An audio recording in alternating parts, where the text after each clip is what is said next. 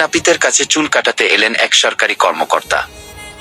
নাপিত: স্যার, দুদক নাকি আপনারে খুঁজতেছে, যে কোনো দিন ক্যাক কইরা ধইরা জেলে ঢুকায় দিব। আপনি নাকি প্রচুর দুর্নীতি করেন। সরকারি কর্মকর্তা থতমত খেলেন।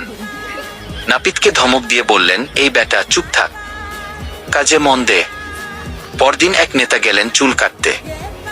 নাপিত চুলে কাঁচি চালাতে চালাতে বলছে, স্যার, শুনলাম জনগণ নাকি আপনার উপর খুব ক্ষেপা, যে কোনো দিন আপনার বাড়িতে হামলা চালাইব। আপনি নাকি ক্ষমতার দাপট দেখায় সম্পদের পাহাড় বানাইছেন। তিনিও একইভাবে নাপিতকে ধমক দিলেন, সঙ্গে হুমকিও দিলেন।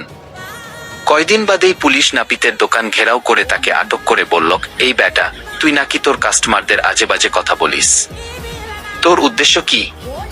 নাপিত আমতা আমতা করে বলল, স্যার, এসব কথা বললে ভয়ে ওনাদের চুল খাড়া হয়ে যায়, আমার চুল কাটতে সুবিধা হয়, তাই বলি।